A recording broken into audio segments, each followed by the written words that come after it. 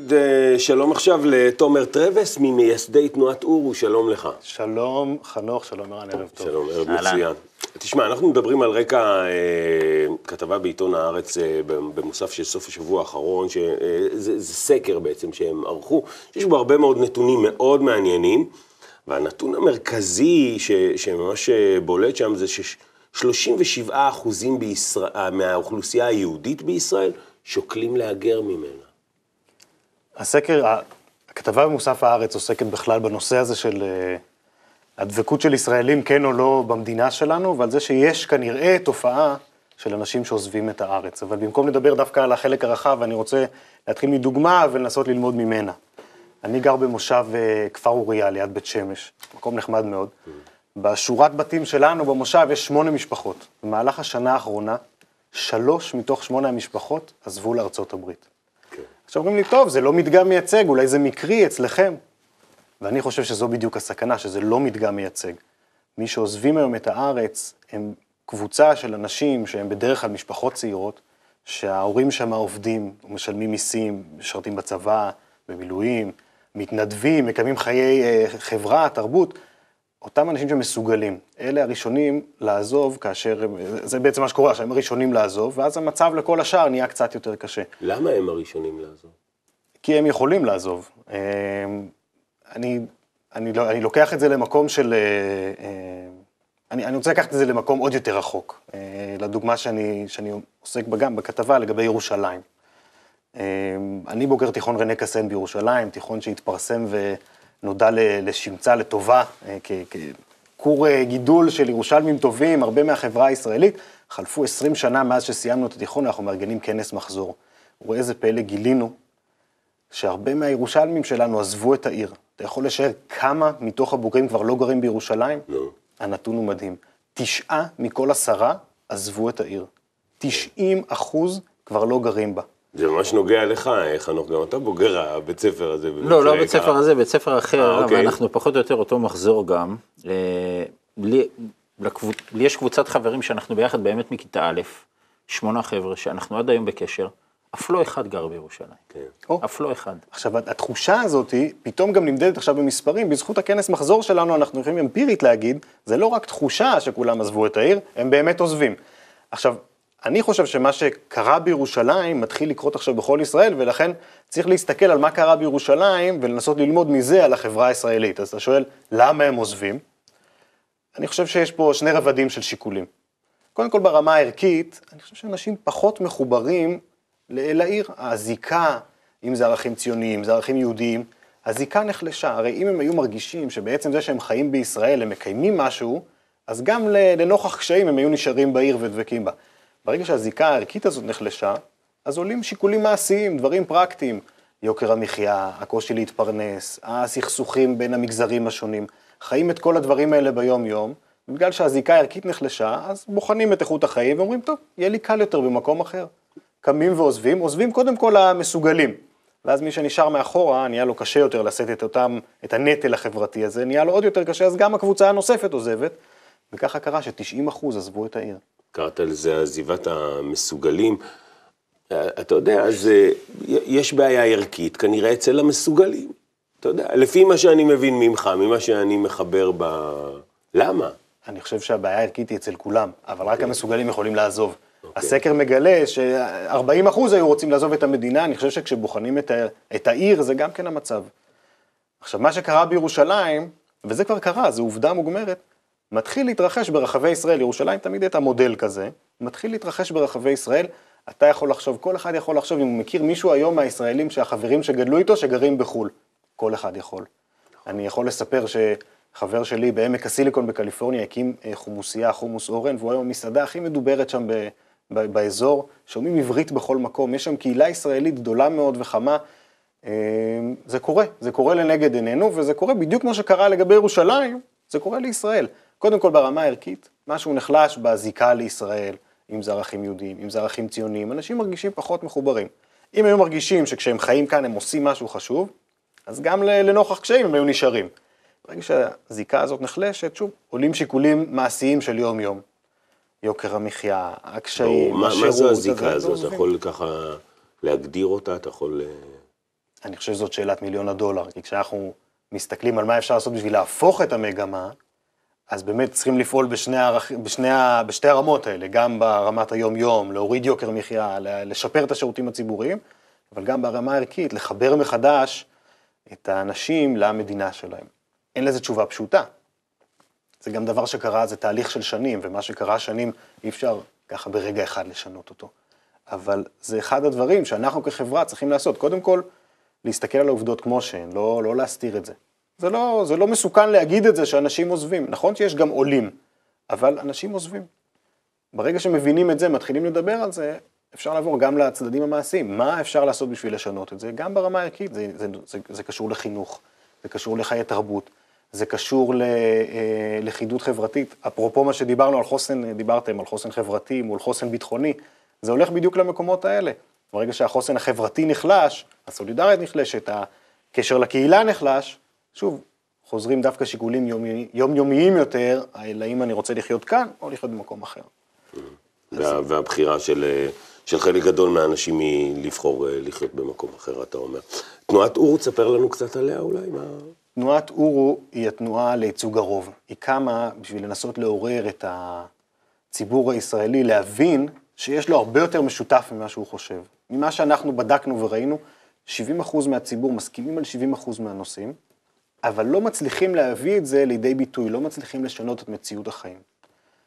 אנחנו מנסים לעורר את האנשים, לפעול יחד, להתלכד באמצעות טכנולוגיה, באמצעות מפגשים מחוץ לעולם הטכנולוגיה, להתלכד יחד, להגיע להסכמות, ואז לפעול יחד, גם להוציא את אל הפועל. היום, במערכת הפוליטית שלנו, המפלגות והנבחרים שלנו נקראים בין לוביסטים חזקים מאוד, בין מגזרים צרים שמייצגים את האינטרסים שלהם, ואין מי שיבוא ויגיד, יש פה גם אינטרסים משותפים.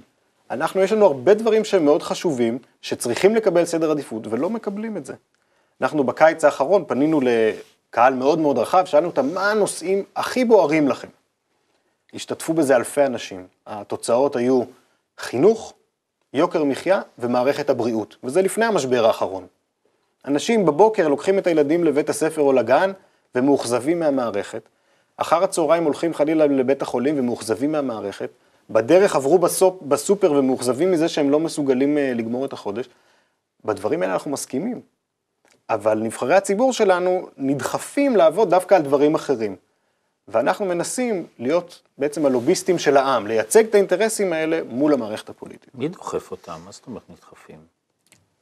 אתה מדבר על נבחרי הציבור? כן. תשמע, הם היו מתים, זה לא ביטוי יפה, הם היו מאוד רוצים שהציבור ילחץ עליהם לפעול עבור ציבור הבוחרים, והם יפעלו עבורנו. אבל אנחנו לא מאורגנים. מי שלא מאורגן לא מצליח לשנות, ומי שכן מאורגן מצליח, אז יש בעלי הון שמפעילים לוביסטים בתשלום, שמפעילים לחץ מאוד מאוד גדול.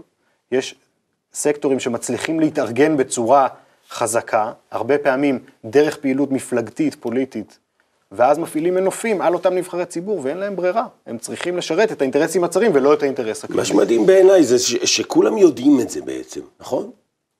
כן. פחות או יותר, הדברים, אתה יודע, זה לא משהו חדש. זה לא משהו חדש, אבל לכן אנחנו מנסים לשנות את המציאות במודלים חדשים. תנועת אורו קמה על בסיס של מודלים שנלמדו בחוץ לארץ, שרואים שם שמצליחים לעשות שינוי. בעיקר מה שהשתנה זה הטכנולוגיה. בזכות הרשתות החברתיות, אפילו קודם האימיילים, האינטרנט, אתרים, רשתות חברתיות, אנשים פתאום רואים שהם לא לבד. שבתחושות שלהם יש עוד הרבה אנשים שמרגישים כמוהם. הטכנולוגיה מאפשרת לאנשים להתלכד יחד ולנסות לעשות שינוי. זה יכול להיות משהו נקודתי על הבית ספר בשכונה, על מערכת הביוב, אז זה יכול להיות גם ברמה העירונית, וזה יכול להיות גם ברמה הלאומית. אנשים יכולים להתאגד יחד, להגיד, הנושא הזה חשוב לנו, אנחנו עכשיו נעשה שורה של פעולות בשטח, ברשת, בתקשורת, בכנסת עצמה, עד שנביא לשינוי. אני חושב שאחד הדברים שהכי חסרים לנו, זה תקווה. אני בקיץ האחרון הסתובבנו ברחבי הארץ, שאלנו אנשים על הנושאים, מה חשוב להם יותר, מה חשוב להם פחות. התגובה הכי רווחת הייתה, עזוב, אי אפשר לשנות את המדינה. כן, עכשיו, זה סכנה, זה פשוט סכנה הדבר הזה. אתה יודע, אני יושב עכשיו בבית, רואה את הטלוויזיה, אני חושב, טוב, אני רוצה לעשות איזשהו שינוי, אני עם השכן שלי לא מצליח להתאחד. אנחנו ביחד לא מסוגלים להחליט על מיסי הוועד. על איזה איחוד, על איזה בסיס? אני חושב קצת ייאוש והרבה ציניות בדברים האלה, הם בדיוק הסכנה שלנו. כשאנחנו נתקלנו כבר, ניסינו את המחאה, עשינו הפגנה, לא השתנתה המציאות, די. אז באמת די, אז בואו ניסע לאמריקה או לאוסטרליה.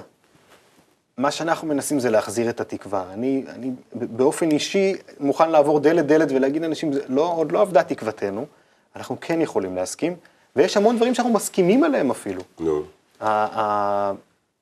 השבוע האחיות היו בשביתה.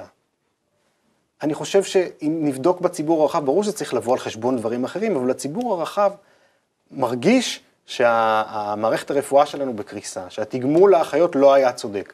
עכשיו, כשהן מעידות על עצמן, זה כאילו מורכב, אבל אם באמת יש ציבור רחב שחושב ככה, אין לו יום איך להתבטא.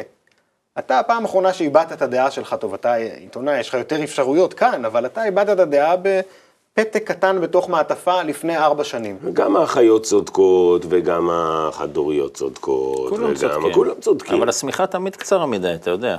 השמיכה, בעיקר בחורף הזה, יכולה להיות חמה יותר. קודם כל, צריך באמת להסתכל על הדברים האלה, ולנסות למצוא את הפתרונות. הם שמה, לצערי, בין המפלגות השונות, בסוף הם נקלעים לאותם אילוצים שלא מאפשרים להם לעשות שינוי אמיתי במציאות החיים. המשחק הקואליציוני, השיטה שלנו לא באמת מאפשרת את זה, ולכן אני מקווה שדווקא התעוררות אזרחית של אנשים שאומרים, זה מה שחשוב לנו, זה מה שאנחנו רוצים שתעשו, יכולה להתחיל ניצנים של שינוי, וזה ייקח זמן, אבל צריך תקווה שבאמת אפשר לעשות את זה. סיפרת שזה קורה בעולם, תן לנו דוגמאות, איך זה עובד? אנחנו מכירים בארצות הברית תנועה שיחסית מזוהה היום פוליטית, אבל התחילה תנועה בשם מובון, שהתחילה בדיוק ככה. אפשרה באמצעות טכנולוגיה לאנשים להתחבר יחד לפעולות וקמפיינים ומסע של שרשרת של פעולות בשביל לשנות, החל מהדברים הקטנים אצלם בשכונה, בעיר, בסטייט, ואחרי זה במדינה כולה. המודל הזה שוחזר אחר כך גם באוסטרליה עם תנועת גטה. באירופה אפשר לראות אנשים שמתאגדים ככה. זה קורה. אנחנו מאמינים שגם הישראלים יכולים לעשות את זה. זה לא דורש המון, זאת אומרת, אני לא מצפה עכשיו שכל אחד יעזוב את הכל ויצא לרחובות או יכתוב מכתבים למערכת. אבל היום, באמצעות הטכנולוגיה, אפשר גם בקליק אחד, בזמן התור הנורא בבית חולים, גם להשתתף בעשייה ציבורית. באתר של אורו אפשר להשתתף בהמון פעילויות. מרמת לקרוא ולהגיב, ועד הרמת באמת להירשם לפעילות שטח שהולכים לעשות, או פעילות בכנסת שהולכים לעשות. אני רחוק מלאבד את התקווה, אני חושב שעוד אפשר לשנות, אבל באמת גם צריך להתעורר כדי לעשות את זה. זאת אומרת, אם נחזור לעזיבת המסוגלים, ברור. אם אנחנו רוצים לשנות את המגמה הזאת, אני מאוד רוצה שאנשים יוכלו לבחור אם לחיות בישראל או לא. אבל כדי שכשהם בוחרים, הם יבחרו לחיות בישראל, חייבים שיהיה פה טוב יותר, אני אוהב להגיד שישראל הרי הבית הלאומי של העם היהודי, היא צריכה קודם כל להיות בית. צריכים להתחיל מהמילה הראשונה ולעשות את זה מקום שטוב וראוי לחיות בו, ואז אנשים עם בחירה חופשית יוכלו לבחור, להיות קצת בחול, אבל גם לחזור ולחיות כאן, לקיים את החברה שלנו. חנוך, מה אתה אומר? תשמע, זה נורא נכון, אבל אני רוצה שנייה לשחק אתה יודע, את ה-Devil's Advocate פה שנייה. לעשות לך רגע. דיברנו על הנמלים קודם, נכון? אותו פוליטיקאי שעכשיו צריך לקצץ או לא לתת לאחיות את הכסף שלהם, באותה מידה מעלה לעובדי נמלים, הוא לא מוריד מהם. כי הוא יודע שהאפשרות שלו להיבחר בפעם הבאה, תלויה בכמה ראש ועד הנמלים יגיד להצביע ולמי בדיוק, ואנחנו רואים את זה קורה עכשיו. בשתי המפלגות הכי גדולות במדינה, זה ככה קורה. איך מתמודדים עם זה? על ידי הקלקה באינטרנט? אני רוכש המון כבוד לעובדי הנמלים. למה? כי הם השכילו לזהות את המכנה המשותף שלהם, להתאגד סביבו, ליצור כוח פוליטי, על ידי, במקרה הזה, גם התפקדות למפלגות, גם עבודה מאורגנת, והם מצליחים להגן על האינטרסים שלהם. כמה עובדים יש בנמלים? כמה אלפים. האינטרס שלהם היום מוגן באמצעות הזאת, אבל זה רק כמה אלפים. בתוך הגופים הבוחרים במפלגות, היום כמה אלפים יכולים להשפיע. למה? כי הציבור הרחב מדיר את רגליו משם ונגעל מהפוליטיקה.